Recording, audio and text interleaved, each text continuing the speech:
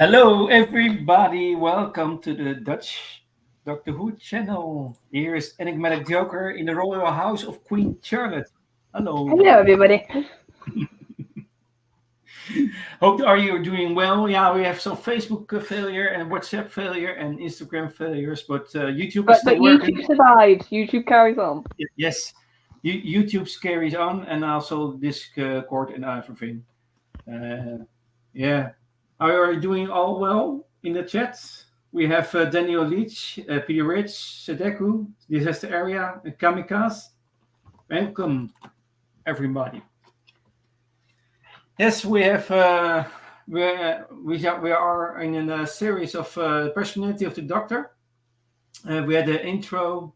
We discussed the second Doctor, and today we are going to discuss the third Doctor. And that's my favorite. By the way, my favorite classic Who Doctor.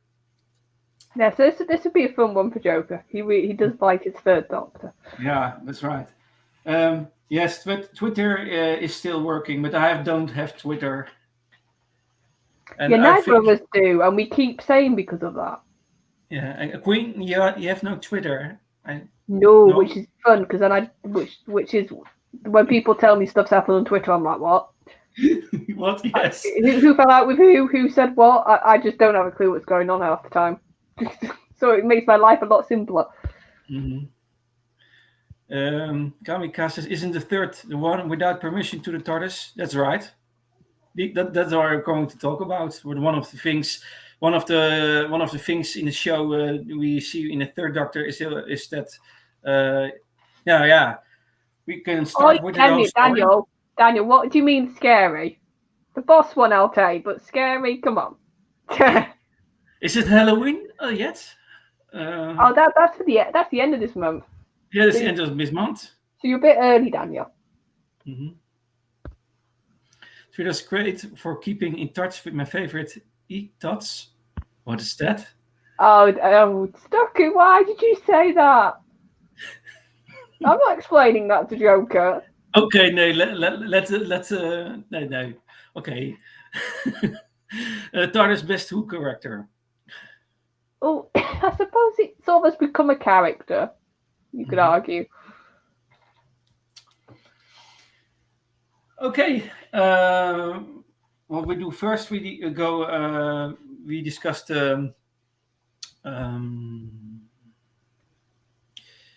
introduction of the main thread of the story of the third Doctor. A quick summary.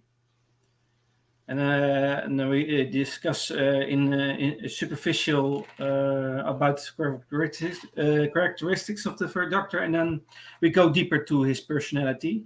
But it's good to mention some background story about the third Doctor. Now, last week we discussed about the second Doctor, and he was punished by the Time Lords in the last episode of his story. Yeah, forced regeneration. Yes, and a forced regeneration, and we see him disappear in the screen. And what we see in the first episode of, and that is in the story of the Spearhead from Space. That's the first story of the third Doctor. We see that he falls out of the TARDIS. In another appearance, this is the third incarnation of the Doctor. And he's yes. I was going to say also this is the interesting part of the introduction to the third Doctor. We didn't see him turn into this face. It's one of the few times we ever have that in the show. We don't see the full regeneration from one face to the other. Mm-hmm. And that's right. We never see him regenerate. Because the last thing we see of the second Doctor is he disappears in the screen, and the next we see the third Doctor fall out of TARDIS. So we didn't see a regeneration. And by the way, I have in the past I have seen some clips. They have that they later let him regenerate to the third Doctor. By the way, Yes, fans have tried. Have sort of done their own thing, haven't they, to fill the gap? One of the bonus features on a DVD, I think I saw a clip where the second Doctor regenerates into the third Doctor. Yeah, because us Doctor Who fans, we're a bit weird. We like to have everything in its place and everything filled in. So if there's a gap, it's like we have to fill it ourselves if it's not in the show. Mm-hmm.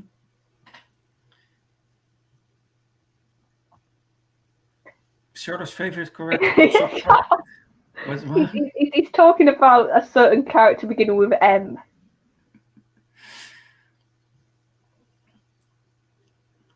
Okay. He is exiled with the Time Lords to Earth in the 20th century. In the time that the series is broadcast, so in the same time he's on Earth, and he said he's there for a significant period of his life, and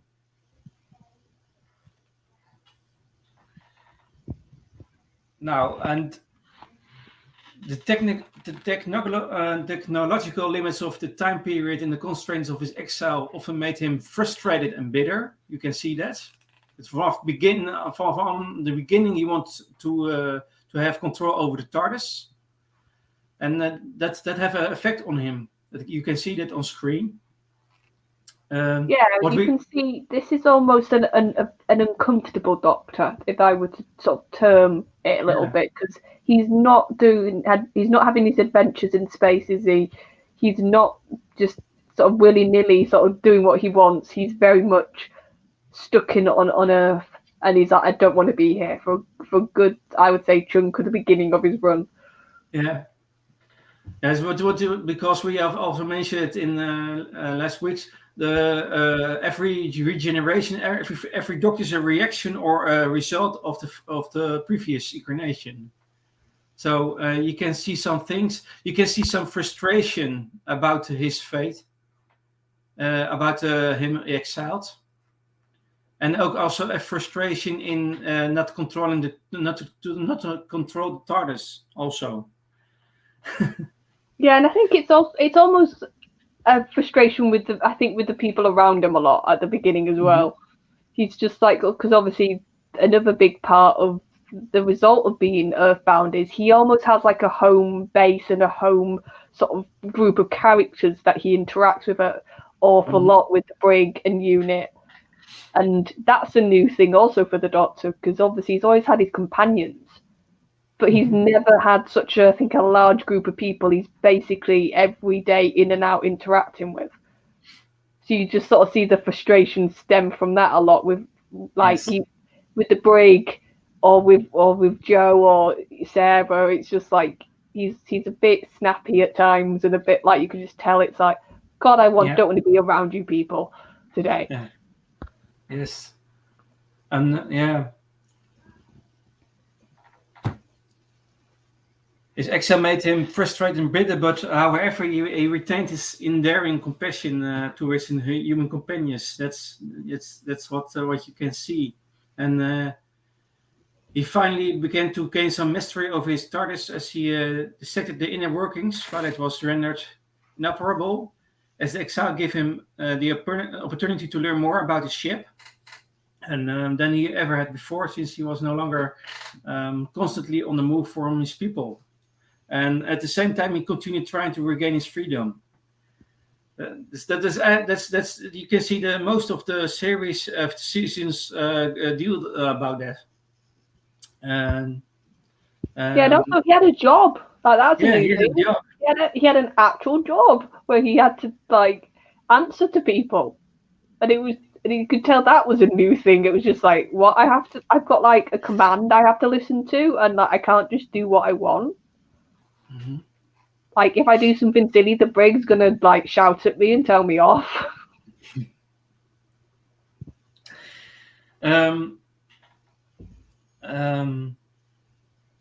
This incarnation of the Doctor, by the way, worked for Unit during his era as their scientific advisor, you call that, and remained in their service after his exile was ended. You can see that also during his tenure.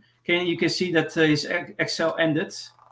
So he had the last 2 seasons, I think. He was traveling with the TARDIS with Joe, and after that with Sarah Jane Smith, the journalist. And unlike his early incarnations, he was quite willing to engage others physically and cut a more dashing figure. You can see that he used more fight tactics against his enemies and opponents. Yes. In this country, he's seen as very much the James Bond sort of inspired Doctor, because of the time when this was going out. Bond was massive, so you can see they either Pertwee himself took a lot of inspiration, or just the general writing team and people making the show very much took inspiration from Bond. Venusian Aikido, that's the fight sport. What we can say about the Third Doctor is he was this distinguished man of high class and gadgetry, and he also liked to share his wisdom with those who had open minds. But his patience would quickly dissolve if someone annoyed him. You can see that also. He was in a certain way much stingy, or you could that more irritated, more quick irritated than the other two previous. But I think that's the result of his exile. I think I think because I don't want to say posh, because that's not the right word, but he almost had this sort of air of being an aristocrat a little bit, this Doctor, and it was almost like at times it was almost like he didn't have the patience and people were a bit beneath him. Yeah. And he that would come off with the sort of very quick sort of put downs he would do to people.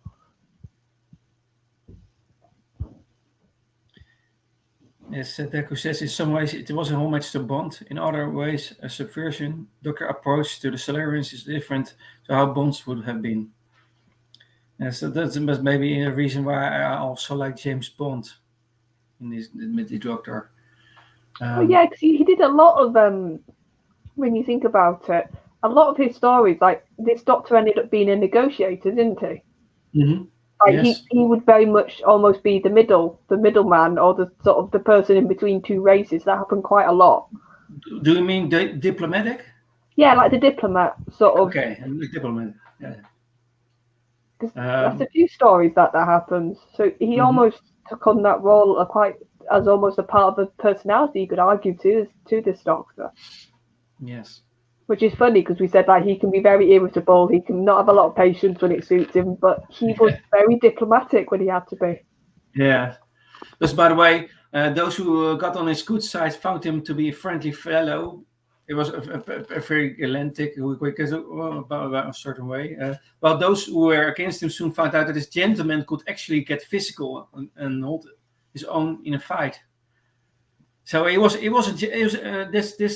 incarnation of the Doctor. It was a real gentleman, but he could suddenly change in a fighting machine. Oh yeah, like that. And that, I think that was the fun of job, wasn't it? It was like, how's he going to handle this? Quickly. He could switch quickly. And the fun thing was that wasn't even with the villains. He could be like that with just generally the characters, whether that was, like I said, Joe. There's a few times that if you look at the surface level of him and Joe, he can be quite sort of demeaning to her, but that's just because he didn't have a lot of patience for her. But the more Joe sticks around, the more you see those sort of barbs that initially he would have were almost like a fun tease to show like when somebody teases you because they really quite love you or they get on with you really well. And I think that's what happened with this Doctor and Joe a lot. It became a sort of fun teasing thing of him just sort of, and her sort of just looking at him, just sort of, and by the end of it, she could give back Joe. She wasn't like a doormat at all. By the end of it, she would be quite willing to sort of have her own little barbs, like I said, back at him.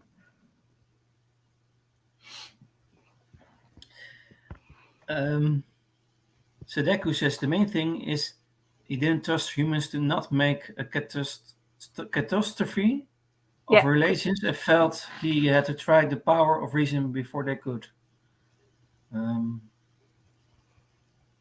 Yeah, I think that's a good observation, Sadeku.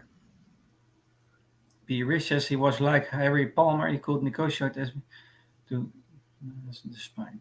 Okay. Peter Rich, does this maybe show my age? I don't have a clue who that is you just talked about. Okay. But there is another interesting thing in this era. We meet for the first time the Master. Roger Delgado. Yeah, Roger Delgado. In real life, they were very good friends.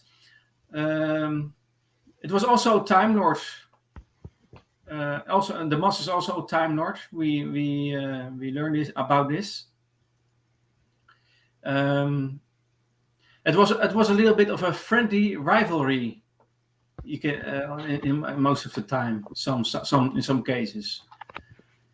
Yeah, but it had the vibe of it's sort of this thing they're saying like that you can only make. Oh, maybe I'm butchering it, but basically some of the worst enemies start out as friends.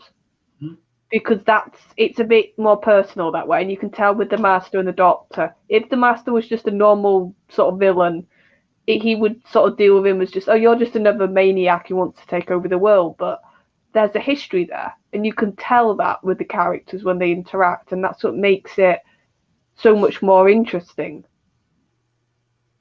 Yes, you can see some game in this, and sometimes they teamed up. The Doctor and the Master to deal with foes, but he went always back to his dark and malicious desires. Oh yeah, he would always backstab. Like the first instance he could backstab the Doctor, he would take it. But you can see some cases that when the Master himself is in trouble, and then he needs the Doctor to help him out. Oh yeah, usually what happens is he gets himself into an issue, doesn't he? And then the Doctor appears and he's like, oh God, you're going to have to save me now. And he hates it. Yes, that's right, Sadeku. The first two episodes, the rivalry is more vicious and then friendly. It gets friendly later. You can see that. That's probably because of the actors, because they were really good friends, weren't they? There's a certain measure of respect, I think, in the series to see.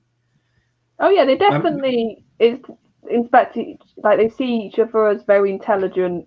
That obviously they're both Time Lords, but it's obvious like I've always seen the Master as almost like if you had a coin, the Doctor's one side of the coin, where it's like good, who wants to protect people, who wants to use his intelligence to help, and the Master's the other side, where it's like all that intelligence is just self-serving. He just wants to do what's best for him, and he doesn't really care for anybody else. That the sort of if it's done right and as it should be, the dynamic. That's how I've always seen it. The Doctor and Master. It was a special dynamic. This first encounter with the Master. And indeed, when they work together, they show a mutual respect of each other's abilities. You can see that, and more than once, by the way, more than once, the Master did offer the Doctor the opportunity to share his power, but the Doctor always refused. We see that in more stories every time. From come on, Doctor, let together we go to the universe and we master it. But he refused all the time. The Doctor, because he want to be more an observant, not a ruler of the universe. Yeah, and you can see the Master that this genuine puzzlement at times, isn't there? Where he's like, why are you protecting humans? Like, why are you doing all these things? This planet's like this.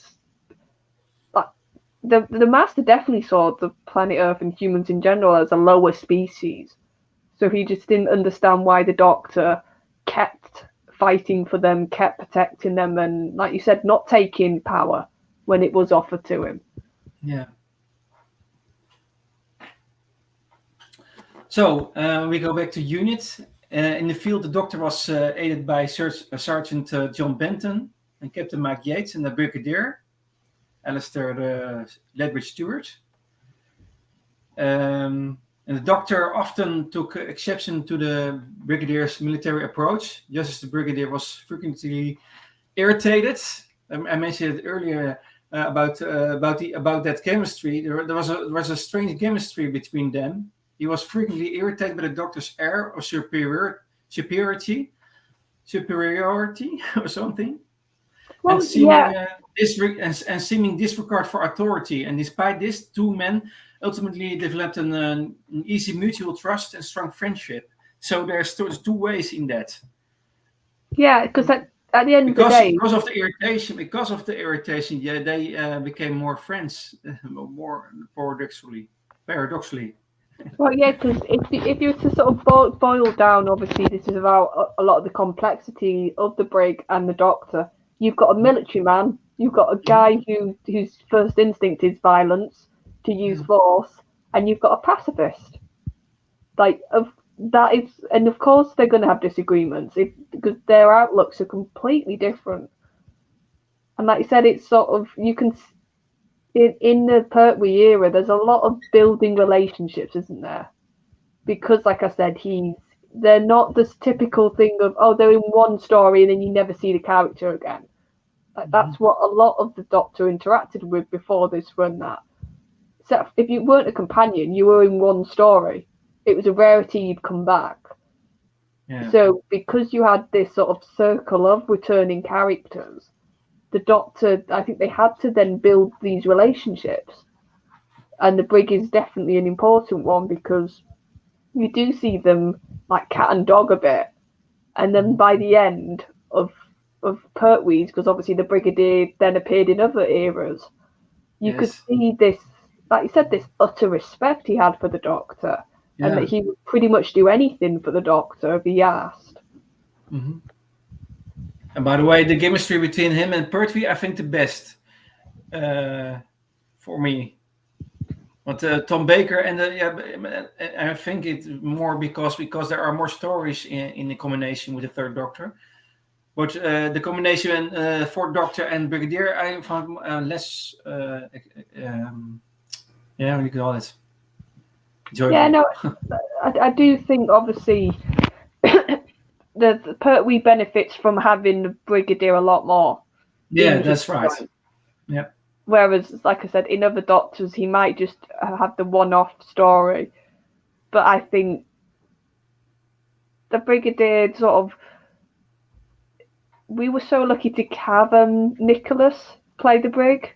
Mm-hmm. Because a lot of actors wouldn't... Like, think about what acting's like. Usually you get a role and you might stay with it for a little bit of time and then move on. And the fact that the Brig and Nick, was always happy to come back. Like, he never turned his nose up at this role. You could see he loved playing the Brig. And I think that's why the fandom loves the character, because Nick was always up for it. And it's why when... probably the chat will tell me what year, when he did pass, it was we all felt it. I think it was 2011. I think. Yeah, it was sort of.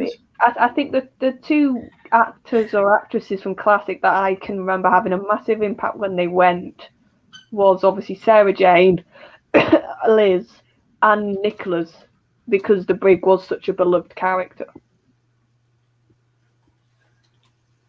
Hello, problem being. Hello, Lee. Hello.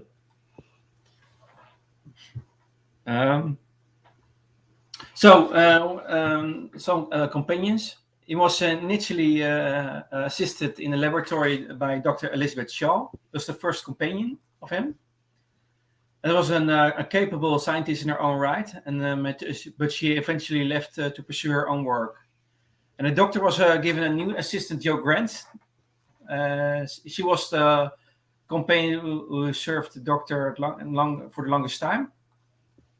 She was more bubblier and had less scientific training, but the Doctor found her most useful companion in his adventures. You can see that. You can see it on screen. And in his adventures during and after his exile, also.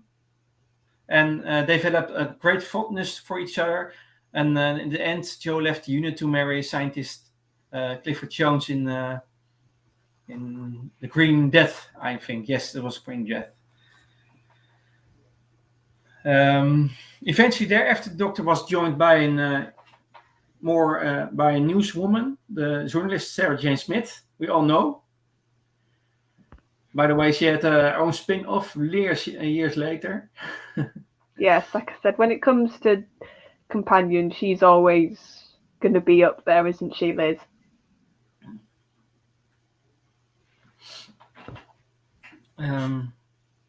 So Deku says it was strange to look back on Spearhead from space, knowing that Liz is not going to become the main companion of her era, despite her seeming set up to be.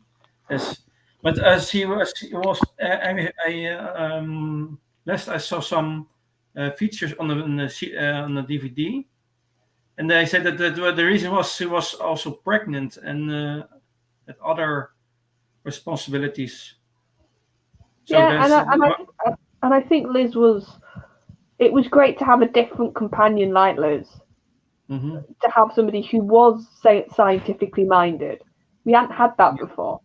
To have somebody who could have that intelligence she was never going to match the Doctor, but to be at a good enough level that he could see a somewhat similar mind, couldn't he? In her intelligence and her love for science that he had. Yeah. Because that's another thing, obviously, with this Doctor having the job of scientific advisor, you'd seen hints of the science loving aspects of the Doctor, but I think in John's run, that's when you fully saw it. Yes, that's right. But because he had all the time during his exile to experiment and things, so he had all the time to develop his scientific skills. By the way, that was one of the things of the Doctor in his skills. And that's Elizabeth Shell was also a scientist, so that worked. That worked in some way. But Jo Grant, she was more bubblier, by the way, more less scientific. But she was a good addition to the Doctor for some way. She could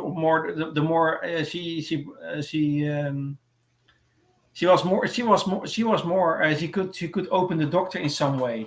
I think she sort of brought out the more grandfather, which you hadn't. That's right. Which obviously we'd seen with the first Doctor with Susan, and I know I've heard some people say, "Oh, you can see he was almost seeing a surrogate," but I don't think that. I just think her sort of innocence and her youth and the sort of bubbliness of her sort of brought. I think it just reminded him a bit.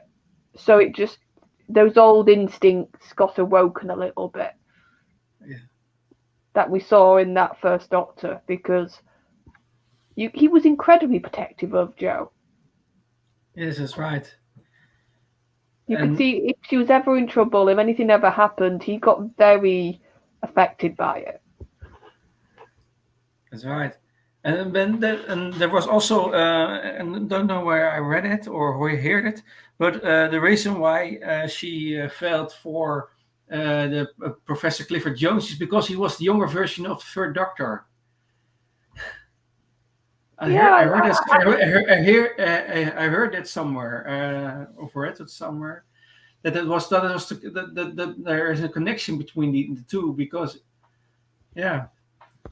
Well, because some people sort of, I've heard some people say, like, if you look at how he acts in that final episode, he's almost jealous of it. Yeah. Of this fella taking Jo away. But for me, I never saw it as a romance myself. I just, like I said, I think she was that youthful, bubbly experience, that sort of life sort of being that Edward. It's like I think she just brought out sort of the initial hardened shell a little bit that the third Doctor had. Yeah. I think she cracked it a bit, and she got almost beneath his defences that he'd initially put up in this regeneration.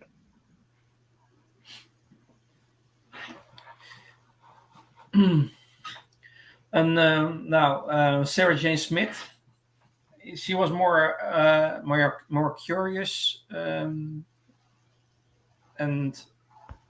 proved useful and occasionally hazardous in their travels together.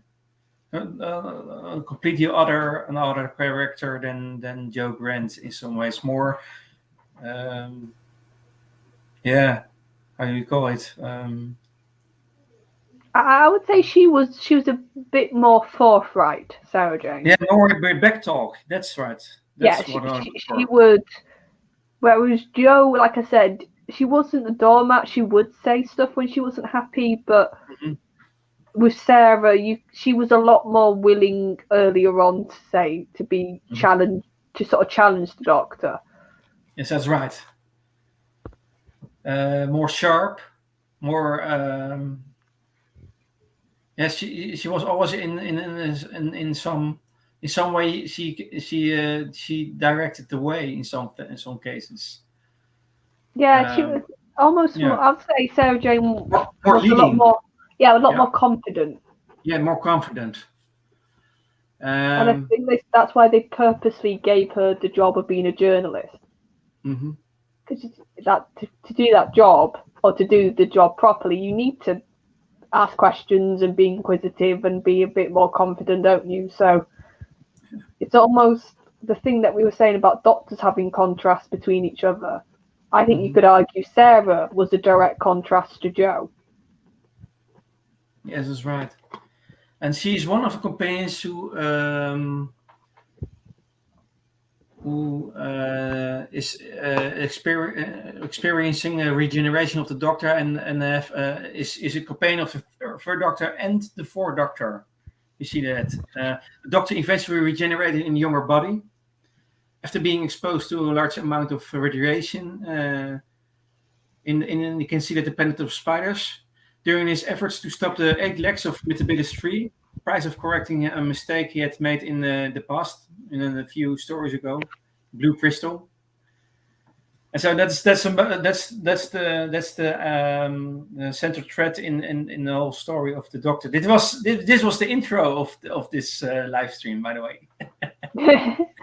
We like to sort of do a main points and then we go into more detail. Yeah, well, we go now to more deeper personality traits, characteristics of his Doctor. This is the story in a nutshell, and his background story about the exile and the companions and everything. And we have also mentioned that due to this exile on Earth, the third Doctor was often frustrated about his mistreatment and became disrespectful from time to time, often bickering with the Brigadier due not to agreeing with his military methods. We see that in Inferno, by the way. And we see also in Silurians, see some of those things. He's more diplomatic. The Doctor wants to have peace, and the Brigadier is following orders and destroys the base. We see that also.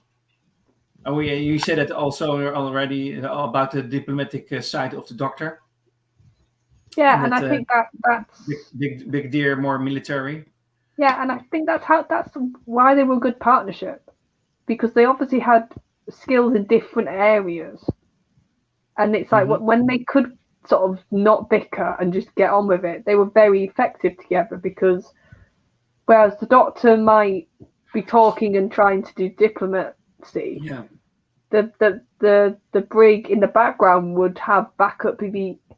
I almost saw it with sort of them working together. It was like the Doctor was seen as he's going to be the first response, but if his response doesn't work, you need us, you need the military, you need that force. Yes. To basically back up your crazy plans is the way I saw it quite a bit with those two. At times, the Doctor could become argumentative, arguments and needed to be diffused in order to establish fluid communication with his associates. But however, he could be quite humble and sociable and cheerful. You can see that in the first story of him, Spirit from Space. And he always apologized, by the way, for any harsh words. He was. He could be very direct, but he admits quickly his faults. It was one of the characteristics, I think. What do you think about that? Yeah, no, I think in the heat of the moment, the Third Doctor would be say what was on his mind. But with the people he cared about, that was the sign that he cared. That afterwards he would sort of say, "Oh, I'm sorry, Joe. I can't do the voice."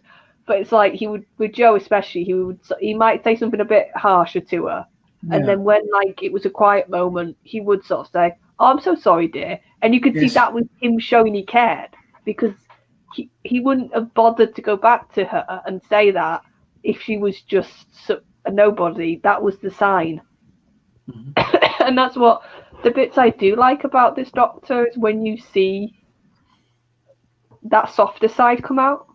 Yes.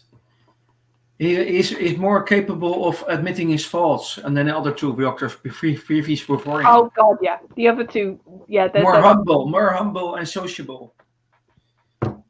Yeah, no, I've never thought of that, but yeah, he is quite a humble Doctor.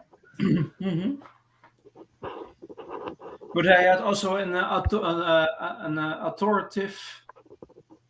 Is that a good word in English? Authoritative.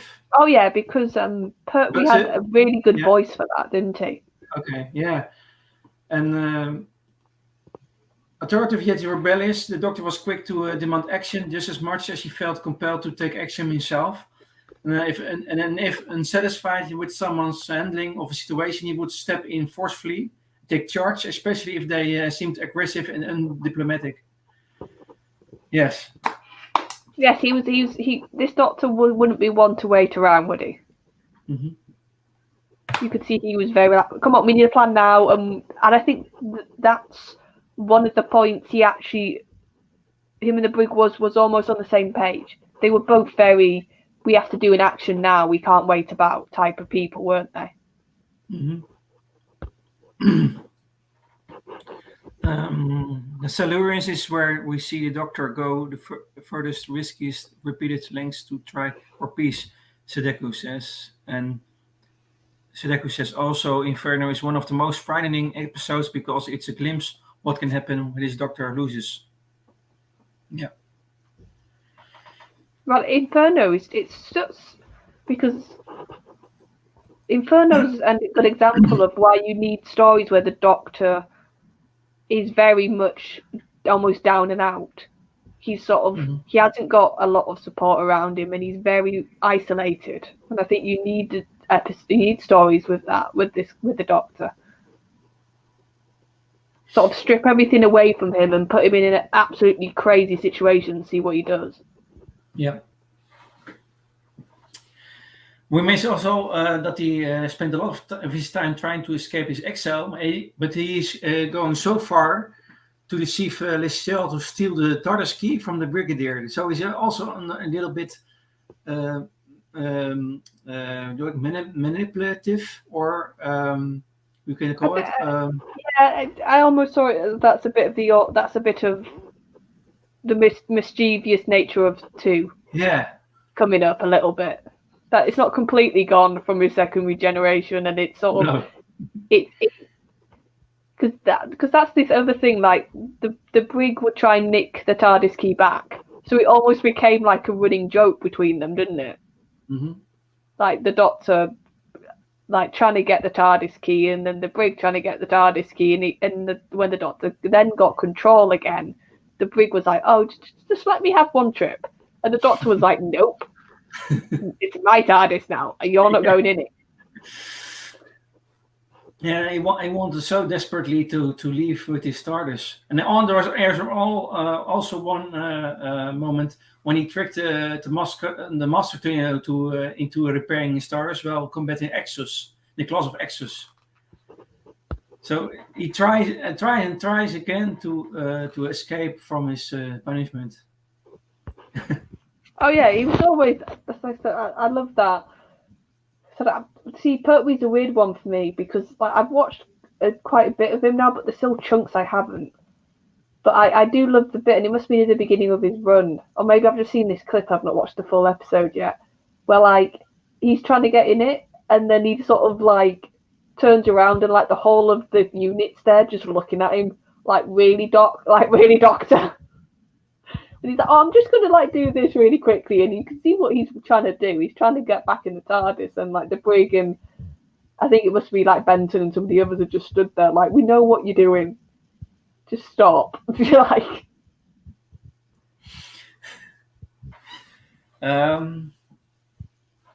Sadeko says, I remember the stealing the key moment and knowing he'd been abandoning Earth to nesting threat. It was a hint the Doctor could be an anti-hero still. Well, that's an interesting thing. oh yeah, the Doctor's not always good. The Doctor's not always the moral good. Liz, And I think, Doctor, yeah, I think every incarnation has those moments. yes, he wanted to avoid his responsibility in some way. Well, I think he wasn't used to having it. I think, like, he was such a free spirit before. Like the other two incarnations, like I said, they could basically do what they wanted when they wanted. But with him, it was like a completely different setup.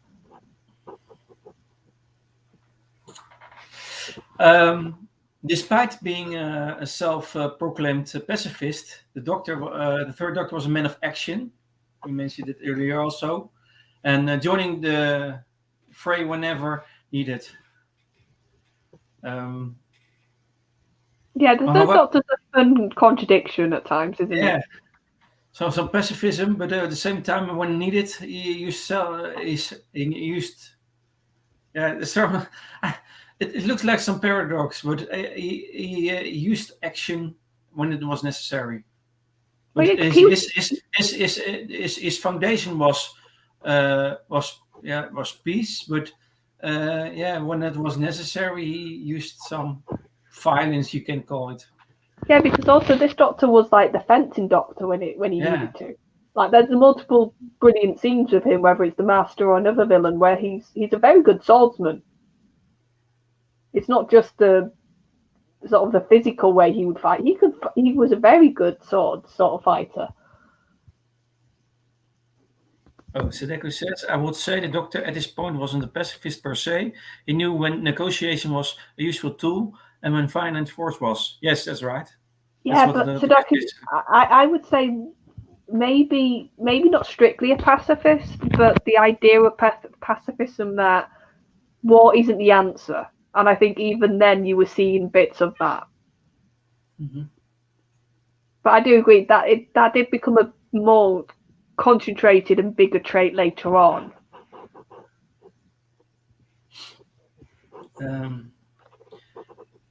However, much like his discrete predecessors, the Third Doctor's keen mind was still his primary asset, with him often exploiting or creating gadgets to assist him in achieving his goals. He used many gadgets, not just like James Bond. He used much gadgets to achieving his goals. We can see that in Inferno, for instance, the Mutants of the Time Monster. And he was also more of a show-off than his predecessors, often putting himself at the center of attention when his plans and contraptions worked accordingly. Well, yeah, because obviously this was the Doctor also, which we haven't pointed out, he had his car. He liked his vehicles as well, which was a new thing. Mm-hmm. He had, of course, Bessie. And then in later time he had the Woomobile, yes. The Woomobile, you're right. So that was another sort of thing that I think that was almost a bit the flashiness you were just talking about. It was like he wanted to show off almost at times, this Doctor. Yeah. He was with respect. He was the Doctor with the most gadgets and the most most creative moments in solving things. I think in some case. He was the doctor that had like a whole arsenal of things he could sort of use, wasn't he? Yeah. Whereas it's that obviously Sonic is the thing that's associated with the character, and that's sort of their core gadget. But with the third Doctor, like I said, he had quite a few different things dependent on what he needed that he could turn to use. Okay. The third Doctor also often held a strong disgust toward people who were any combination of stubborn, selfishly or goal-driven, or close-minded. He's quick irritated in front of these people. These types of people would anger him further if they refused to listen to him, ignored his protest, or went to absurd lengths just to dodge the risk of being proven wrong. You can see that also in Inferno strongly in the Class of Exos. And he was particularly erased by Eric Stahlman, for example, in Inferno, his parallel universe counterpart. Yeah, I think the other two Doctors, even though we did say about the first Doctor, that irritation could come up. Yeah. I think with the third Doctor, it was a lot more visible. Like the other two Doctors did a better job at times of hiding their irritation at people. But with the third Doctor, it was like he almost couldn't. Like if he instantly took a dislike into something, he had to make that very known. Yeah. And he showed also a similar anger to General Williams in the Frontier of Space, because General Williams thought he was a draconian spy without proving it to prove it. Oh yeah, but to be fair, in that story, they were written like some of those other characters, like the General. They were almost written on purposely, I think, to be very close-minded, weren't they? So you sort of, when you're watching that story, you share the Doctor's irritation. Yeah. And I think they would, and I do think that was the sort of, if you want to use the term message, even though I hate using that term now, but if you want to sort of see what's almost the real world bits that they were commenting on or sort of using, I think it was that sort of idea of having two parties that, because they're so entrenched in a hatred for each other, that they'll see spies, they'll see what they want. And the Doctor just happened to be in the wrong place at the wrong time in that story. Yes. And when I think about it, it was more quickly triggered by things that what people said and what people did in the stories of the third Doctor. More quickly triggered, or more. I think, because I've never thought of this bit, but could you then say he's almost a really emotional Doctor? Yeah, a certain way. More showing more emotions than the other previous incarnations. Yeah, I've never thought more of diverse emotions. Yeah, but it's like sort of willing to show them. Yeah. Yeah, more impulsive, or more opportunism, or opportunity. The every situation. He responds in another expressive way than the other two previous incarnations. More diverse, more intense. Yes, I think intense. That's a good word. Yeah. Okay. What's and oh, the one is fit. Okay.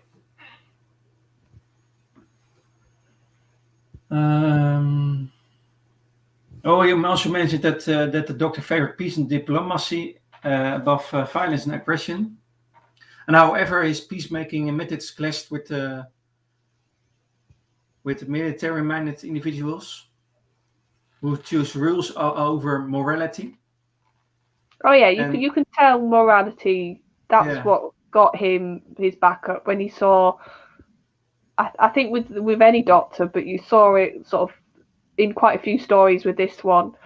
It's that idea of anybody who sort of uses human life for their own means or is willing to sacrifice other people's happiness for their own. And I think that's whenever he saw that, was sort of something that he quickly sort of honed in on, and you could see he really,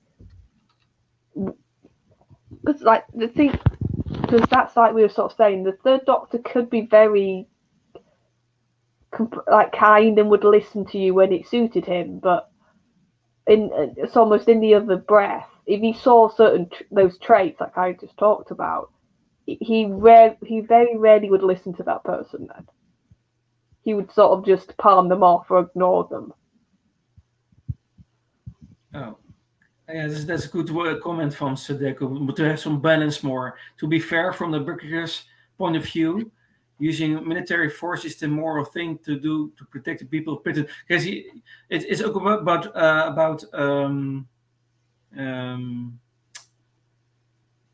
you must you have some you must take the whole picture of things. Yeah, you can sort of say for the greater good, almost like the Brig would look at. The motivation is good. The motivation of both is good. So also from Brigadier or from the Doctor, but they use other methods. Yeah, and you can. I think sometimes the Doctor would look at the more smaller scale. You can maybe argue the more individual things of look at maybe this one group of if it was aliens or humans, but the Brig would be like, well, yes, it's not nice what we might have to do to this one group, but it saves thousands. It saves so many others. Mm-hmm. So it was sort of. I think you're right. They were both very different perspectives at times. And they both wanted to save people and to protect, but it was what for each character there was something that they weighed more as important to do that.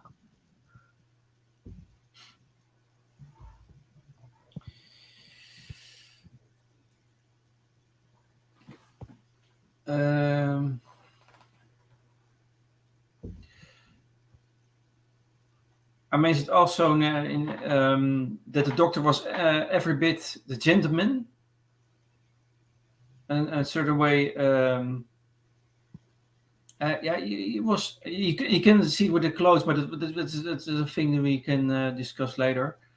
But it was a sort of a gentleman. You can see it in his whole appearance and all the things how he handles things in some ways. And he's very most of the time an optimist. The Doctor, the third Doctor. But he often comforted people, like you said. Okay, he's a grandfather figure. He often comforted people, and all hope seems lost to them. So he has a very comforted spirit, and so very comforted comfort in his character. So the time then when much things happened in a story, he was also on a rock of comfort. Yeah, he was sort of he never. I would say all Doctors have that thing of they never they always fight. They'll always try and carry on even if it looks dire. But I think with this Doctor, when it came to the more sort of situational stuff with the villain of the episode or whoever he was fighting, or with the Master, for example, he very rarely let any confidence slide on the surface, did he? Mm-hmm. He was. Yes. You never sort of saw this Doctor get freaked out or to sort of cower. That was never in this Doctor's sort of repertoire to do. He was always, like you said, that beacon of we're going to get through this. Yes, it was more. I think what you say. I must think about it. He was more of a control over his feelings in some way than, by the way, Patrick Troughton. Patrick Troughton was a little bit could be extreme in some point, while Third Doctor is more in control of himself. Like, but with Troughton, could you argue he was just as in control because it was an act? The sort of clown, the sort of buffoonery, the sort of flapping about. But I think with this Doctor, it wasn't an act. This was just the way he was. Mm-hmm.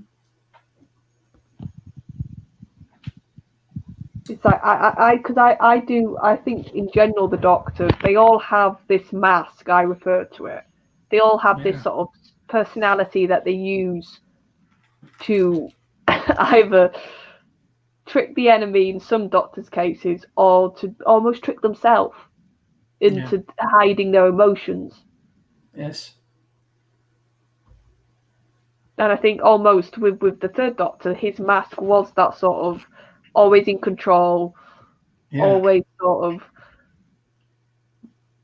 unflappable almost edge to him. And he was a compassionate Doctor, but also to his enemies. For example, he felt guilt over tricking Omega and the three Doctors. By the way, in this, even then he was in some case compassionate. Yeah, no, I think the Doctor. If you think about what happened to Omega. Mm-hmm. There is bits of the Omega backstory that is quite sympathetic, because of how he got treated by his own people. And I think the Doctor did see that. Like, yes, he's a power-hungry sort of villain, if you were to look at just the surface. But like I said, if you look at the fact that he did invent time travel, correct me if I'm wrong, and then he basically got banished. Mm-hmm. To sort of become this mad being, but the Doctor sort of sympathised with. Yes, you've done terrible acts, but I can almost understand why you've done them. Yes, there are more examples of that. Also, for General Carrington I don't know the story, but I always wants to. Wonder why people are, what the motivations of people are. He wants to more relative, more to relate things. Why is this? Why does this enemy has a bad behavior? More. I want to. He's a doctor who wants to know why people do some things or say some things, and have a sort of apology or advocate, or in some way he want to see good, also the good things in people. Yeah, no, I think the Doctor, he understands that in people don't just become evil like that. Obviously, there's some species, there's some aliens that are just pure evil, but there was also cases where at one point this person or creature or alien was a good being. It's sort of circumstances around that thing has created the sort of villain he's facing that story. Yes, and I think with Omega, it's definitely he saw this brilliant mind, and then he saw, because of the attitudes of his own people. Yes, Pires says that the Time Lords did drive Omega to madness. So he understood. He understand that the further to understands this, and that's why he has compassion in some way for Omega. Well, yeah, and that's also obviously the interesting thing is with the third Doctor. Troughton, near the end of Troughton's run, the Time Lords got introduced. We didn't really know a lot about the Time Lords. We just knew that's his race, and because of the fact that they could literally force the Doctor to regenerate, that you could get the hint of their power. But obviously, because of the third Doctor and things like the Master and Omega, obviously later on, you saw a lot more of the Time Lords' history. Yes. And you sort of were starting to see at this point that this almost why the Doctor ran away. You were starting to see the bits of the story that later on we'd get more of. Yeah, the Time Lords are more explained during the Prithvi area. Yeah. Yeah, and you're seeing their faults a bit more. Like I said, I do Yes. think Omega is that. It's sort of The shortcomings and the failures and.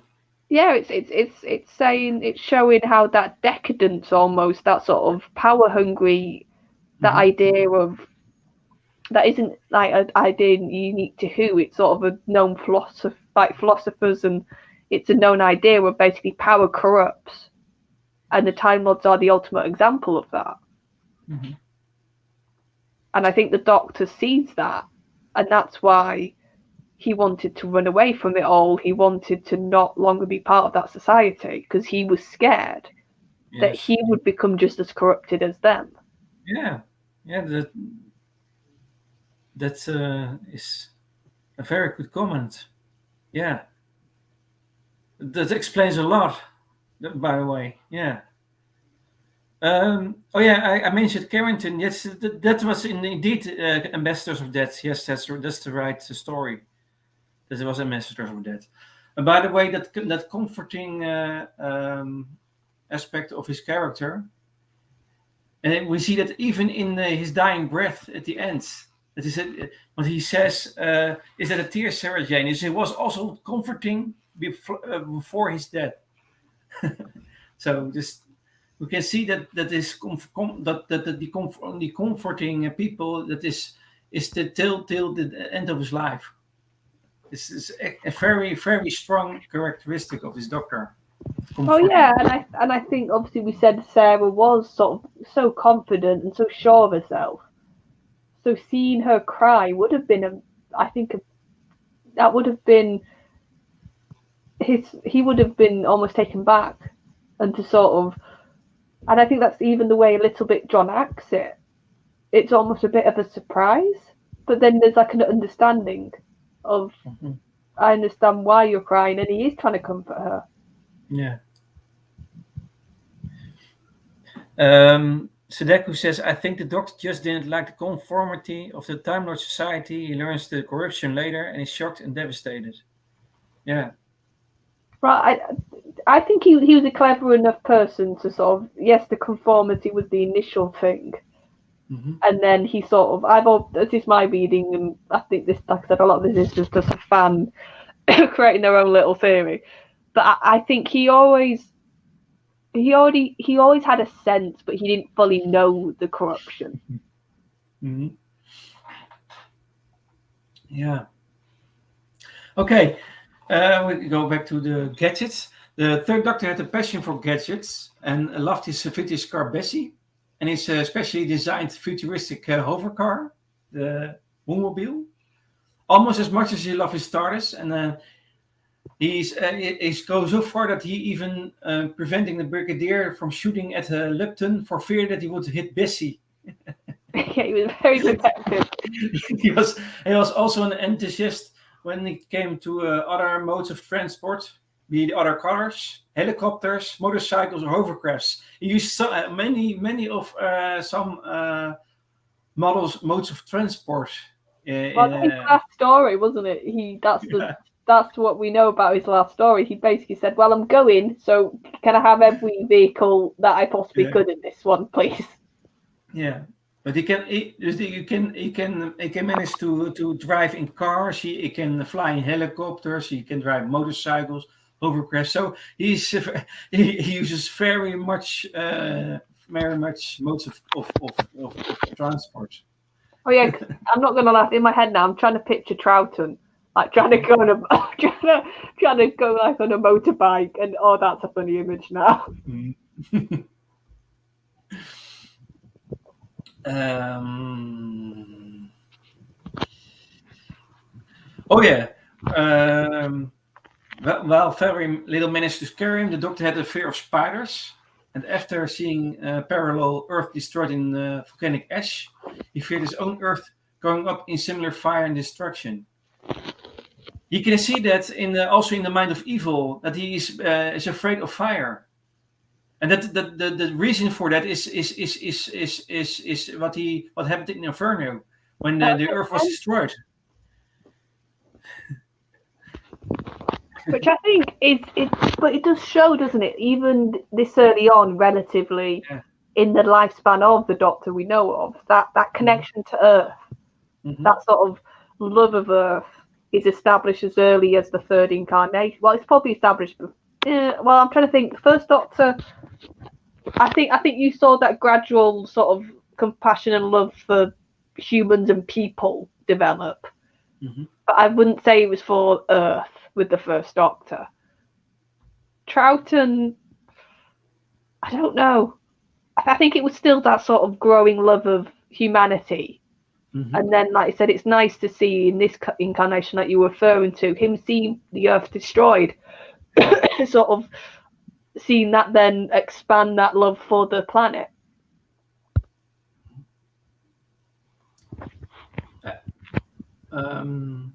We also mentioned that last week about the second Doctor. The third Doctor had a noticeably antagonistic relationship with his previous incarnation, and their personality is so different that they seemed incapable of working together without the authoritative presence of the first incarnation. I mentioned that last week.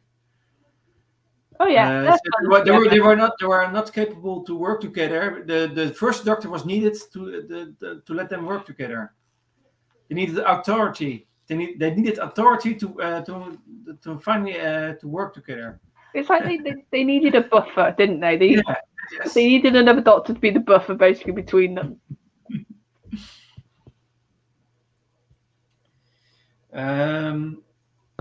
The fourth. Okay. We'll go for.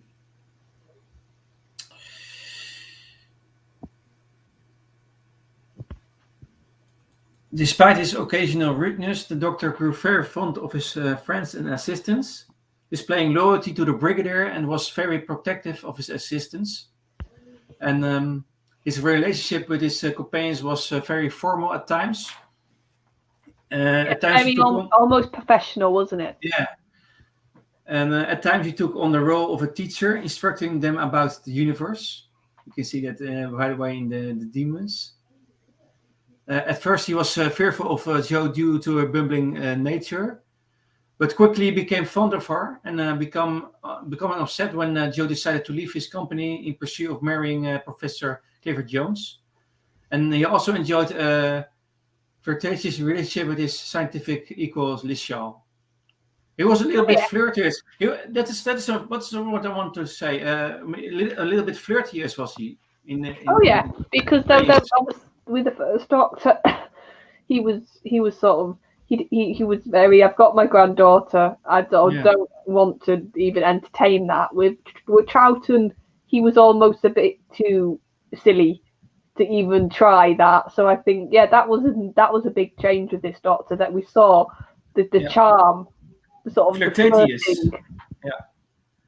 Flirtatious. Flirtatious, I think. But he would sort of like waggle his eyebrows, wouldn't he? Or he would sort of have a look in his eye, and then you were like, "Oh yeah, you're flirting, Doctor." But that was less with Sarah Jane Smith, Liz Shaw, and Jo. He was more flirtatious. But with Sarah Jane, is it much less? I think. Yeah, cause I think he just knew she would slap him if he even tried it. Yeah. So that's very interesting. Flirtatious. Okay. I must practice a lot with that word flirtatious. Flirting. Oh, flirting. He was more he flirts more with his companions than the previous Doctors. You could say flirty. That's flirty. Easier. He's more flirty. The English language, folks, it's so much fun. Yeah. Despite his conflict with the Master, the Doctor visited him in a prison. We can see that he is in prison. So, but there's also, you can see also again where it was some compassion. And when Jo noticed that the Doctor worried about him, he told her that the Master was an old friend. They were friends in the past. And when he and the Master broke out into a sword fight, They came with swords. Sword. Yeah. Yep, sword. The doctor dueled him lightheartedly, being courteous to let the master retrieve his weapon. So he's a very fair person and enjoys banter with his enemy. Yeah. With this doctor also, you could see that he loved etiquette, didn't he? It was like there's a proper way to do things. We're gentlemen. We won't like be underhanded. I think that's the thing that this doctor would never do. He would never do anything underhanded. So it looks like he gives some chances to his enemy too. Oh, with the master, yeah. There's a few times when you're like, why are you letting him get away with this? Why let him retrieve his weapon? But like I said, I think it's that etiquette. Like you could tell he had his ways, didn't he? The third Doctor. Mm-hmm.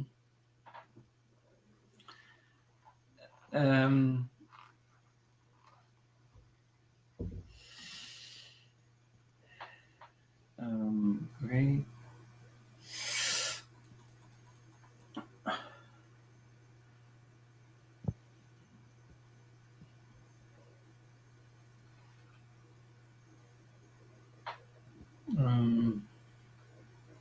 Okay. Last thing about the personality is after confronting the Great One on the Mythobilist 3, that was in the last story of Pertwee, to redeem himself from causing her incursion on Earth. After stealing a Mythobilist crystal, the Doctor returned to his unit lab on Earth, claiming to Sarah Jane that TARDIS had brought him home, and telling saddened Sarah that facing his fears was more important than just going on living. It was a very interesting comment, by the way. And he wiped away her tears and tried to comfort her by quoting some things. But he could not finish his dying words. But that is an interesting thing that he says. Facing his fears was more important than just going on living. Because I think the Doctor, he whenever something scares him, I think this is a thing for most incarnations. You can see that really affects the Doctor. Yes. And I don't know if that's like just a personality quirk or I don't know if almost he feels guilty for being scared because he knows he's got people relying on him. So that guilt of letting people down almost. And you do I get that feeling a little bit with John, with his doctor near the end. Like you said, it's his fault with the crystal, and you can see that really haunts him, and that his selfish act could have caused a lot of death, and that's just not acceptable to this Doctor, and I think to any Doctor. But you can see it really does affect the third Doctor. Mm-hmm.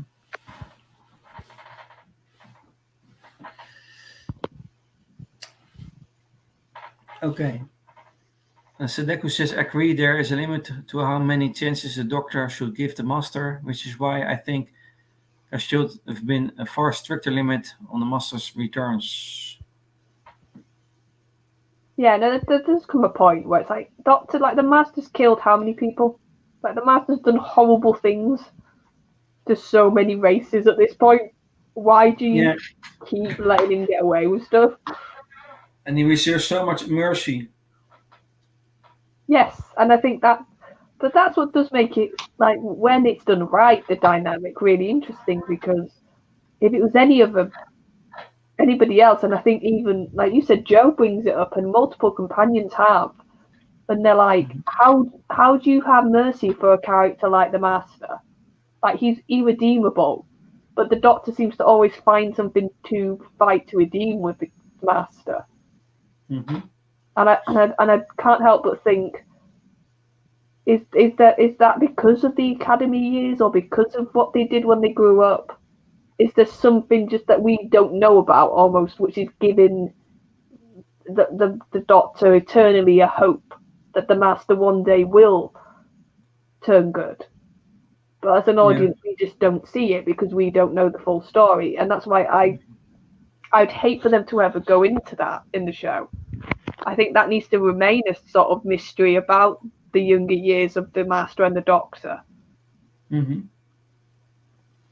Yeah, there are much things not explained in that case. I think there's more explanation in audio, but I don't know all the audio about this. I'm the same. I'm sort of scratching the surface of that stuff. So the background story about why why is the relationship between the Doctor and Master in this state, and what is the connection between them? Are they brothers or friends or? So there are so many things that are not explained. Yeah, no, and I think that's because also different showrunners, haven't they? Or different, obviously, in classic era, they weren't known as that. It was producers and sort of people in charge. They all seem to have their own different interpretation, don't they? Of the Master and Doctor and what they are to each other. Mm-hmm. And the reason is we don't know. Like when the Master did his intro in the series in the 70s, we don't know what was the motivation. What was the ultimate goal of the Master? There are more theories about that. I heard that they want to write out the Master in the last story of the third Doctor, I think. I think it was in origin. It was the plan that the Master would disappear at the end of Pertwee's era. That is not a character that would appear in other stories after Pertwee. But yeah.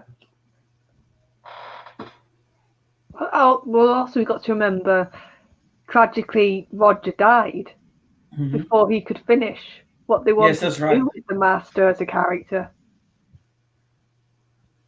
And a lot of people think, obviously, at that point, Joe had left, and he was. You could tell John and Katie got on and were as much of a team off the screen as they were on it. So you had Katie leaving, and then he lost Roger, and a lot of people sort of, and I don't know if this is because this was John ever said this, or I've heard a lot of fans think him leaving was because of those losses. Almost, he sort of just didn't want to carry on without having Roger or like Katie around him. Mm-hmm. Yes. Sadeko says, I think the makers could have provided an occasional placeholder explanation. They could have said Davison gives him chances because Nyssa believes her father's still alive in him somewhere.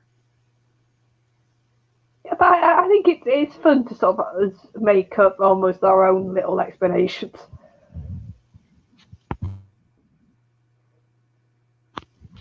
But I do think out of all the instances of how on earth can you still fight almost for the Master, I do think the Tenant, when like literally the Master's destroyed half the earth, he's tortured the Doctor, he's made him watch, and like I think that's one of the moments where it's a really well acted scene.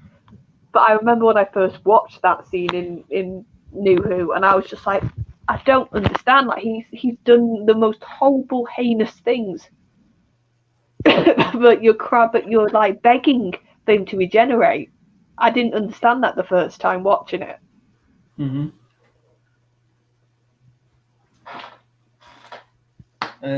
Yeah, they were going to get rid of Master, but then Roger passed away. Yeah, that's what cases. They had plans, but because of Roger the gallows passing, plans were frozen or set aside.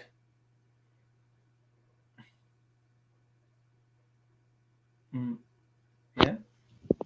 Oh, you're back. Oh, so I was just taking a drink. You didn't need to hear that. It's important.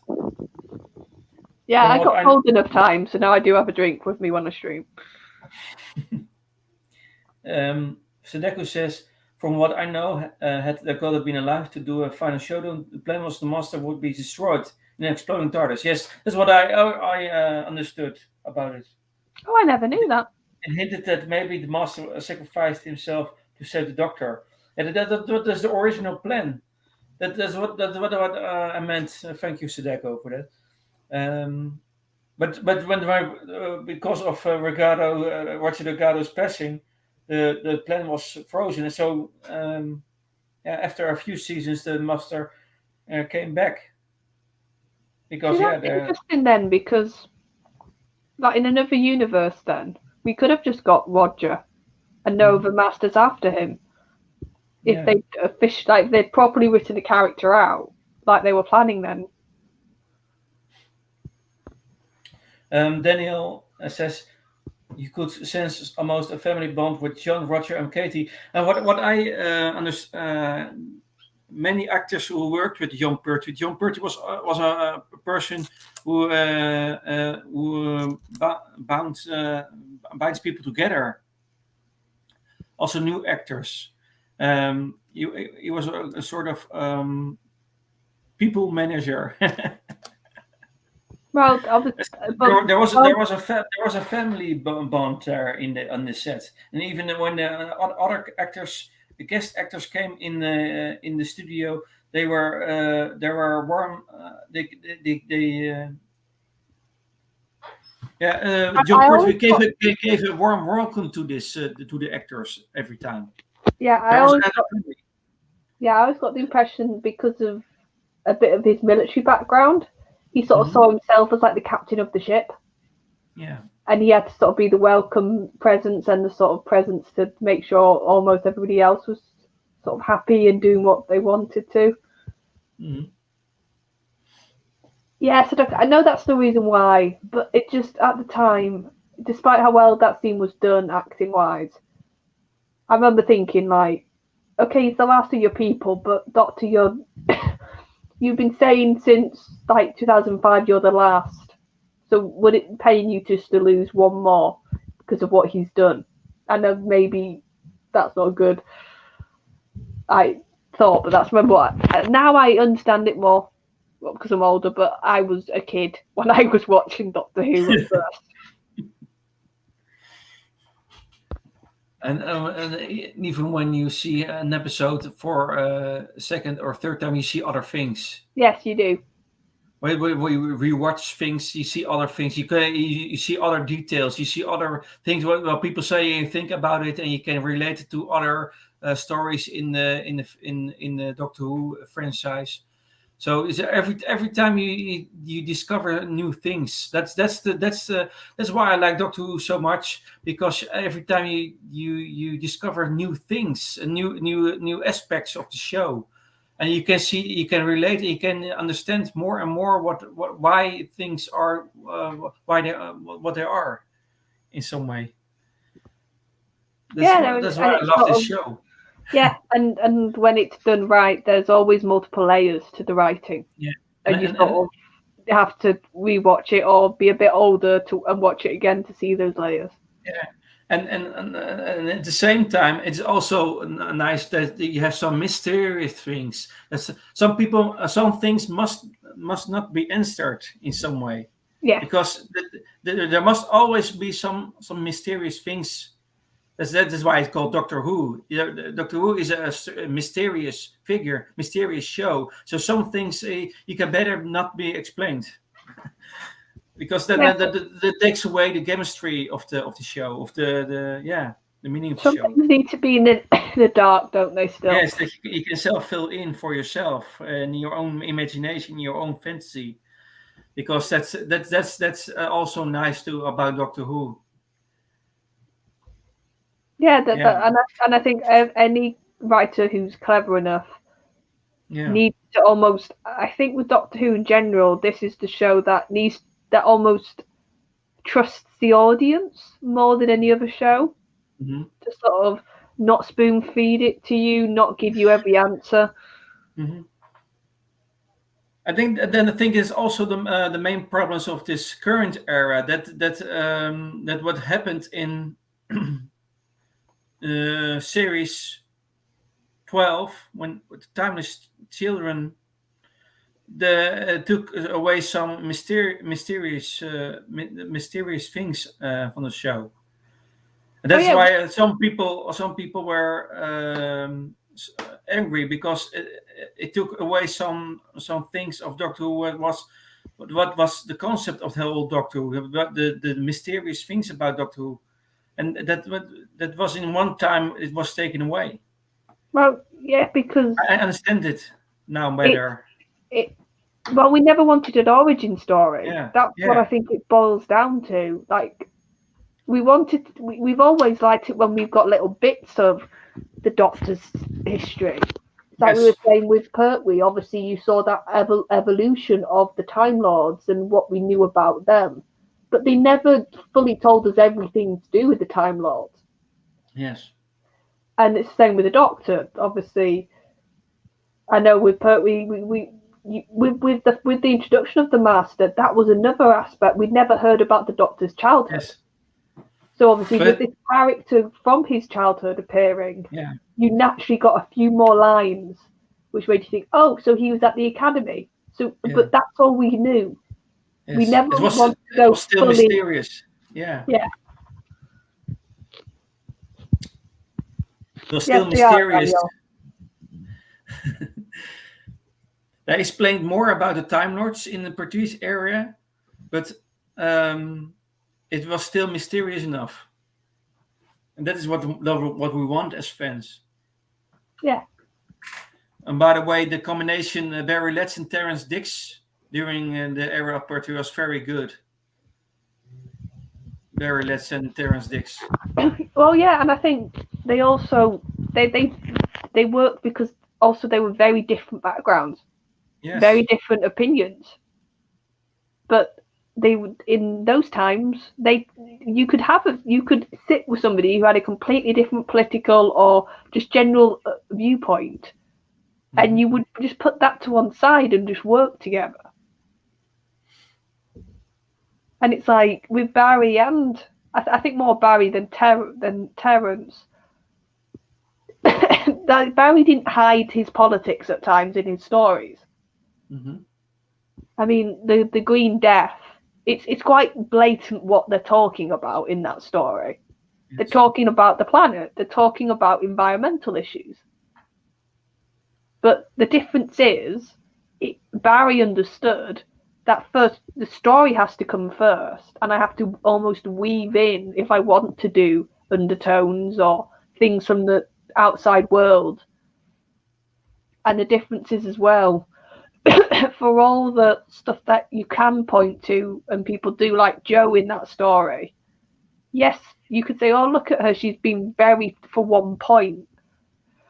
But the key is you can have a character like that, or you can have Joe being like that, because other characters have different viewpoints in that story, and it doesn't vilify one side, it shows all sides of the argument. And that's something yes, that Barry and Classic who understood very well. yes. That's right. They understood. They were people who were more. They knew what the fans want. They knew what the people feel more. Yeah, and I think it was respect as well. There was a lot. They respected the fans, that they knew Um, that they had to write these intelligent stories if they to get away with almost having real life issues. Question for the panel: what are each of your favorite Pertwee stories? Now, Inferno, I mentioned. I mean, Inferno is one of my favorites, and also that's a good one. There's another. Um, I, I have some ratings for the show, but I also like the Three Doctors, but that's because of all the doctors are in it, and the Green Death I also like. the last story of Joe Grant. That's one of my favorite stories of Pertwee. I'm so bad with titles. What's the one with the master's in the prison on the island and he's in prison? Oh Is yeah. that the Silurians? Is that with the Sea Devils? That one. The sea de- Sorry, yeah, the with Sea the Devils. Sea Devils. Yeah, I like that one because, like I said, Yeah. I like the sort of the master being in prison, and then by like the second episode, you click, oh, he's really not in prison. This is all like a front, and they're playing each other a lot. I think in that story, the Doctor and Master, and I think Jo has actually quite a lot to do in that story. She's quite active and sort of. Oh, the Sea Devils. Right, there we go. Thank you, chat. Yeah. And one of the stories the Mutants, I think the more one of the you can call them one of the not my favorites. Not my favorites are the Mutants. Oh, and Sudoku's just said another one which I blanked on, the Demons. I like that one as well. Yeah.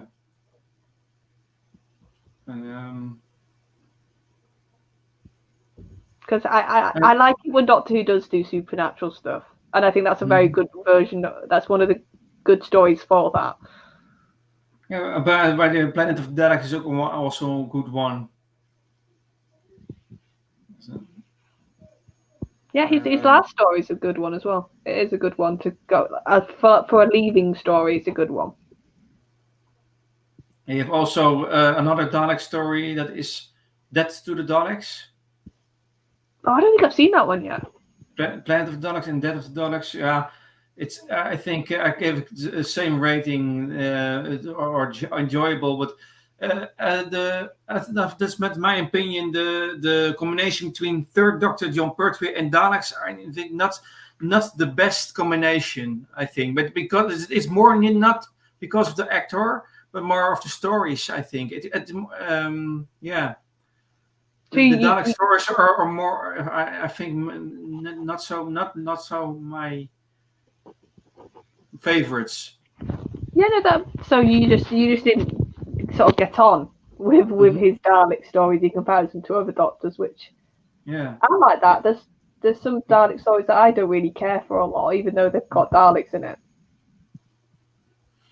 And you have the Paladin stories. He's twice on Paladin, by the way, twice. The stories are little bit cheesy. Well, yeah, John could have a bit of cheese in some of his episodes, couldn't he? Yes, the Paladin stories. I mean, I'm surprised we haven't talked about it yet. I mean, like, look at his outfit, like massive, not a massive cape, but quite an obvious cape, like the frills, the sort of velvet. It was a bit cheesy, the outfit, wasn't it?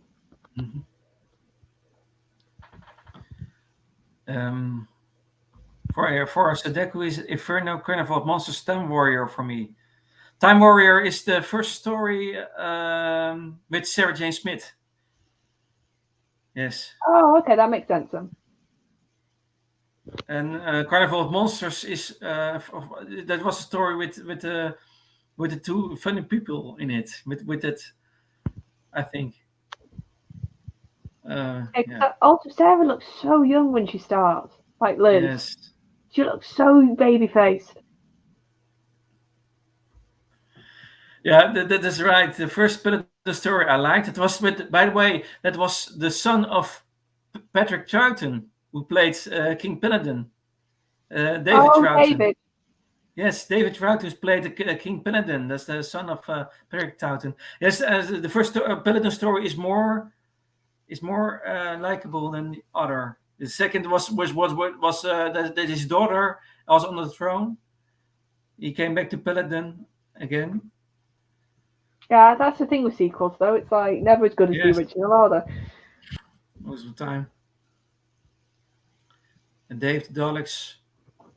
It wasn't the best Dalek story. That's right. That's what I mean. So that was good. We have discussed now the personality. We go to the habits. Habits and quirks of the Doctor. The third Doctor developed a habit of uttering good grief when he's annoyed or alarmed. And he used the words such as pompous and nitwit to describe people he thought were idiots. Pompous idiots. Yeah, he had a few like pet names, didn't he? The people he didn't like. And he would also say, "Now you listen to me." That's much times he says that. Now you listen to me when trying to gain authority. He used that most of the time. Now you listen to me. And the famous one, which is still quoted by multiple doctors, which came from the third Doctor, which is of course reverse the polarity. Yes, that's right. Yes, reverse the polarity of the neutron flow.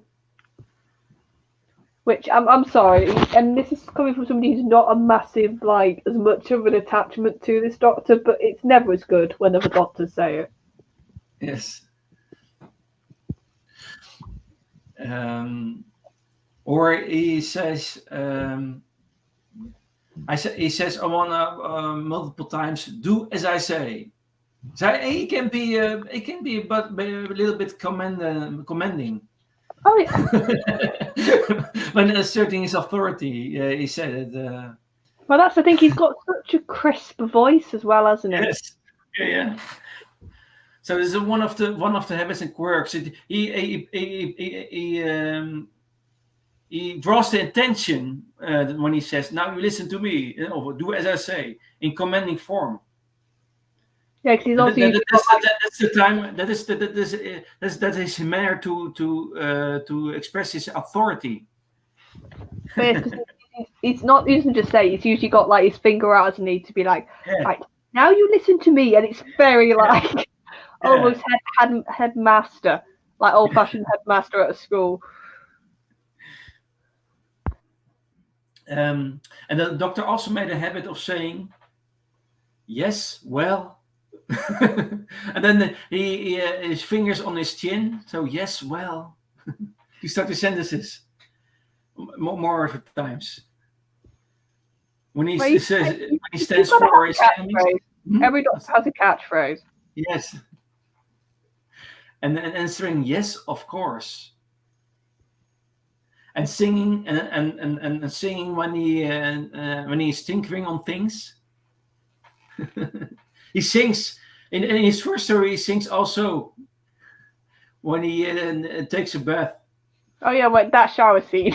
Yes, more times he sings, and there's also a scene when he riding Bessie, and he sings "Mobile." Yeah, he sings more than other doctors. I never even thought of that, but you are right. More singing. He does more singing than the other doctors. Like we said, he's a bit more expressive, this one. Yeah, more expressive. And you can see he's in a good mood when he's singing. Oh yeah, I remember now you're making me think. Yeah, you can tell it's sort of chipper, isn't it? It's the sort of way he does it when he does sing. Yeah. Mobile. But like I said, he was a Navy man, so they probably did a lot of singing to keep morale up. Yeah. And he also had the habit of saying, "Jump in Jehoshaphat." In some the 5 Doctors, by the way, of Terror of the Outons. The third Doctor would often stand with his hands on his hips. You can see that, by the way, in the I choose a photo for this live stream, and you can see that he has his hand on his hips. He said often on times with his hand on his hips. You can see it on the day of the Daleks or Queen Death. It's a way of That's what I noticed. that it sometimes does that. Why he does that? I don't. Well, I think it's more you can is I'm looking for the word. it's sort of like, why does Troughton like hold his lapels? Like, Yes, his position more, his posture or attitude,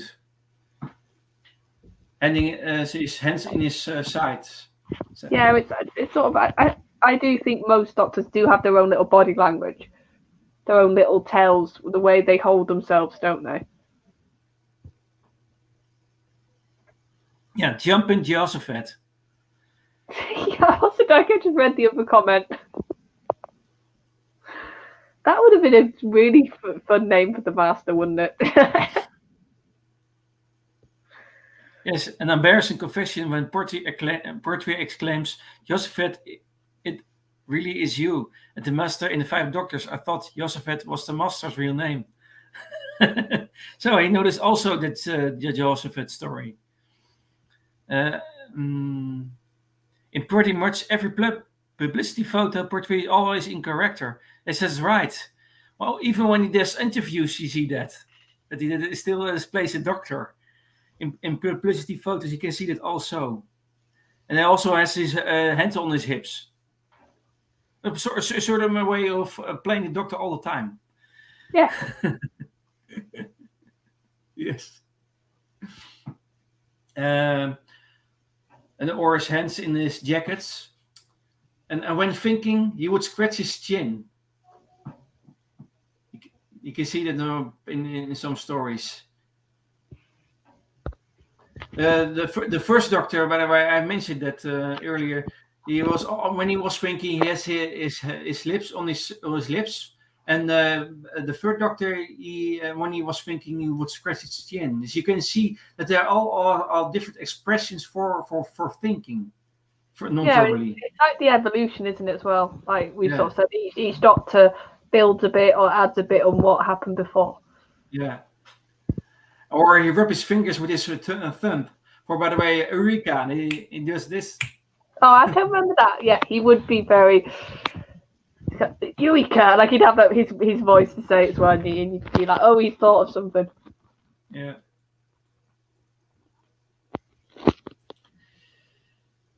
Yes, you mentioned earlier the reversing of the polarity of their machines more times.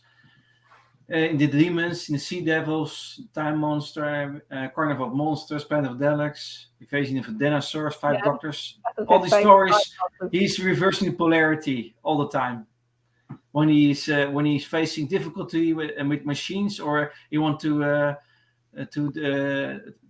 defeat his enemies, he always mentioned reverse polarity of machines.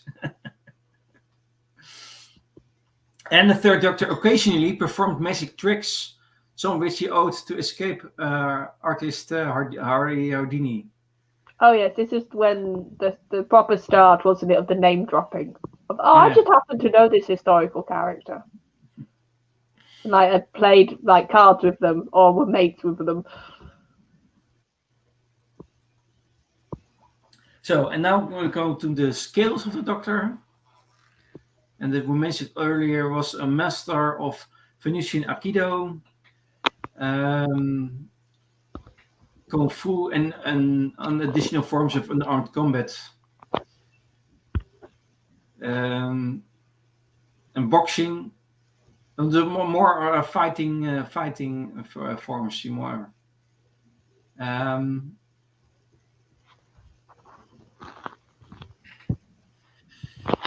The Doctor was also a good marksman, being able to hit a precise spot on a faraway robot from a moving helicopter.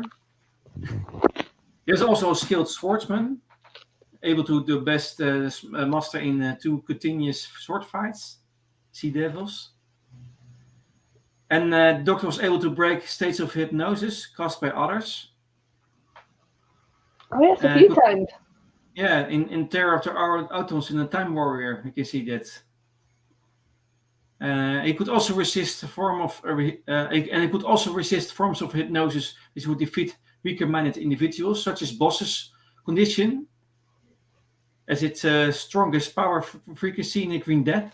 Can you see that? And he could perform standard hypnotism in some way. That was also a thing about the Time Lords. We can see that. It looks like all the Time Lords have that capability. Yeah, just some use it more than others. Daniel says he was more skilled in comparison to other doctors. I think that's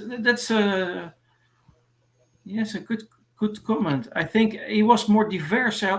He had more. He was very talented in some ways in comparison to other doctors, even in New Who doctors. More talents is seen by this doctor. Yeah, I think the idea of diverse is a good idea because they've all had skills, but I think with John, once you actually look at it, you can see a lot of different areas he could sort of use and cover.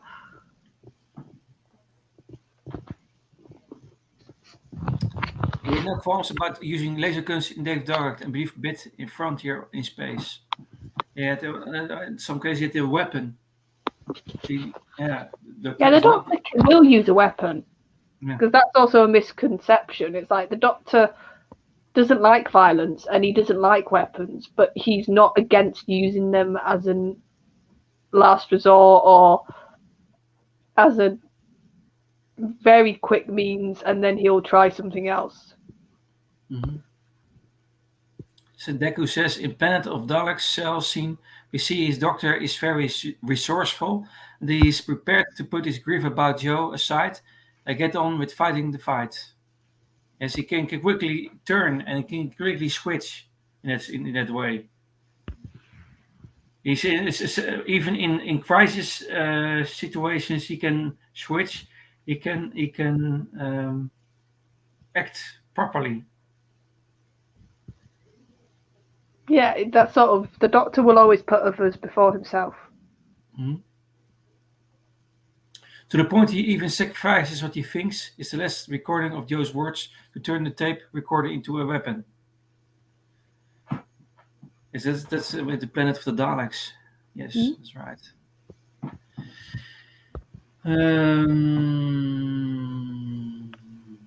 Okay. So any more skills? That's what we're on now. Yes.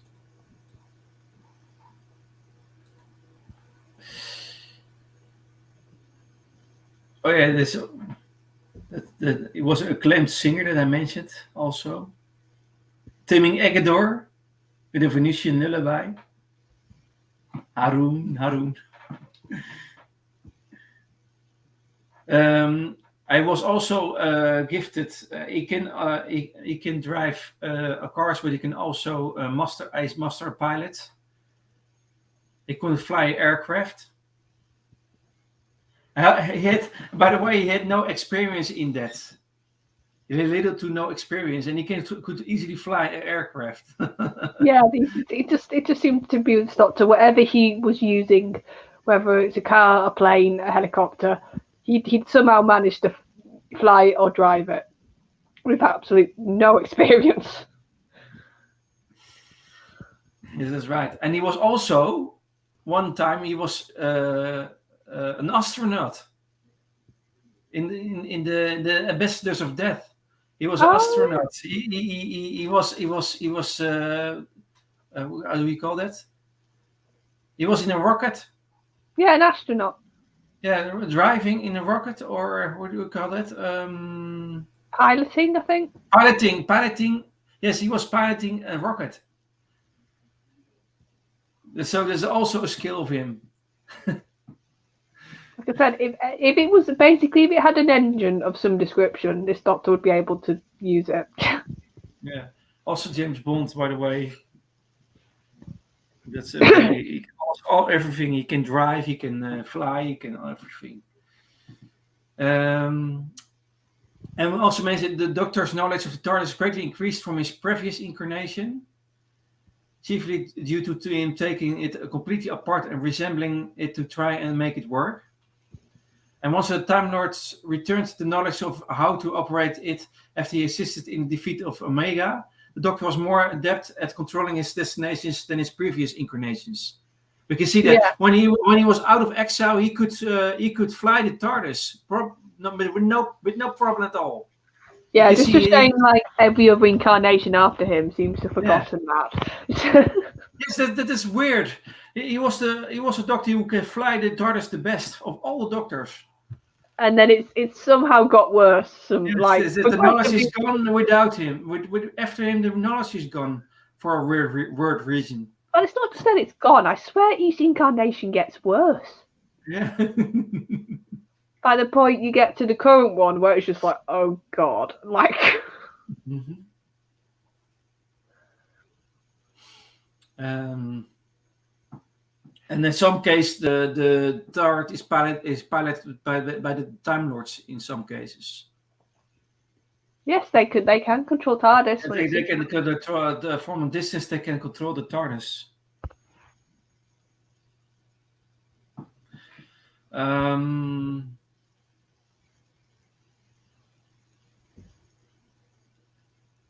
And what the Doctor was a skilled diplomat. He also had it discussed. Okay, and one thing about his appearance. The third Doctor looked like a tall man in his 50s with a shock of white hair, blue eyes, pronounced chin, and a big pointy nose. He was quite striking, wasn't he? Yes, you can, in Spirit of Space, in the first story of him, you can see he is looking to his, I have a pointy nose, I have a pronounced chin. And he's looking weird with his eyes. So, big, small, big, small. I like that, the very bouffant hair. Yeah. And by his own account, he had slim, artistic hands. And he has also a tattoo. Oh yes, yeah, of course. A tattoo of a snake, coiled to the shape of a question mark on his right forearm. You can see that on Spirit of Space and Doctor Who in the Silurians. You can see he had a white shirt on. And you can see his tattoo on his right forearm. Yeah, and that must have been fun to try and be like, oh, we've got John, and they're like, oh, he's got a big tattoo on his arm. Mm-hmm. How are we going to explain that one? We just won't.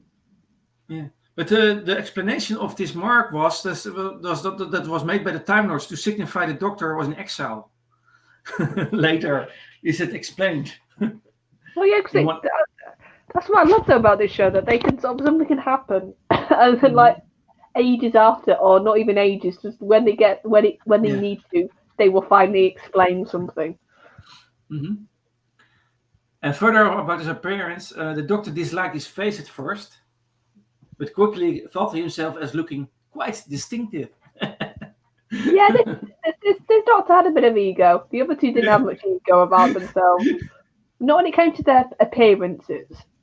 They were quite just, they hardly commented on their appearance.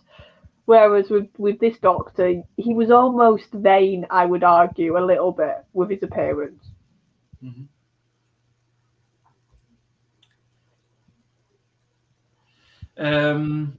And he also wears typical clothes. White frilled shirt, a navy blue velvet suit, black trousers with suspenders, black dress shoes, a black cravat, and then Doctor and then in cape with red innings and his black fedora hat. In the beginning, you can see the cape most of the time he walks. He's dressed in a cape. Oh also. Yeah, and he pulled it off. You got to give him credit. That's not an easy look to pull off. Mm-hmm. So he had some typical clothes on. So I would say, considering the other two Doctors before him, this was a lot more of a put together outfit. Yeah. That you could tell he almost took time, I would argue, this Doctor, when it came to what he was wearing. Mm-hmm. Whereas the other two, like Troughton, we said last week, he just had this mishmash, sort of scruffy hair. Everything about him was scruffy. And with the first Doctor, it was quite sort of understated what he wore. Yeah. Whereas, but that's the other thing, obviously, this was the Doctor when colour was a thing. Like the other two Doctors were in black and white, Yes, that's right. so they didn't have to have like loud. Almost their outfits were downplayed. I think because of the black and white aspect, but because the show is now in color, they knew they had to be a bit more eye catching with this Doctor's outfit. Mm-hmm. Yes. And he wore more by the way, more variety of smoking jackets and blazers, more than the other Doctors. Yeah, a lot of different looks to this Doctor compared to the So, by the way, that's one of the things. The clothes were always a little bit. It was typical for his character, for a gentleman, sort of, yeah. And you can see in my avatar also the green, olive green coat. Yeah. He wore that also, and then another time he wore a red coat. So he had more combinations with clothes in his situation. But he wore always most of the time he wore a cape. Yeah, he had a silhouette, didn't he? That he was quite a lot of Doctors have got, I would argue, quite distinctive silhouettes, but I think John's got one of the most distinctive because of the cape and the hair and the sort of everything to do with his silhouette and the way he dressed. Mm-hmm. Oh, that's what the word I'm looking for, by the way. A more frilled and flamboyant fashion had he. Oh yes, flamboyant. Yeah, that is why I called. That is the reason why First Incarnation called him a dandy. Yeah, he's probably too flamboyant. He's probably a bit too loud for the First Doctor, his clothes. Mm-hmm. So, I think we have discussed all the things about this Doctor. Yeah, and we're up to our 2-hour mark, so we've done quite well.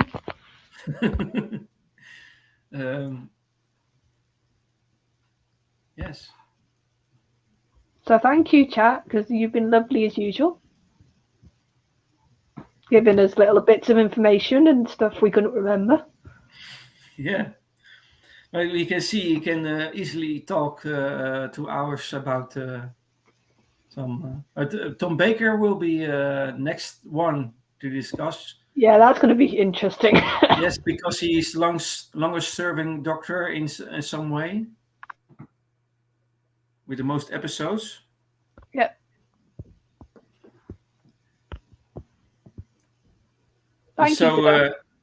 Thank you all in the chat. Thank you, Daniel. Thank you, Sadeku. Thank you, P.D. Rich. And else we had and more. Lee when he popped in before. Lee. Okay. So thank you all for all your comments. I enjoyed this series, and again, I want to thank everyone. I want to thank Queen Charlotte also, and I want to say goodbye and have a nice week. All, bye bye. Night night, everybody.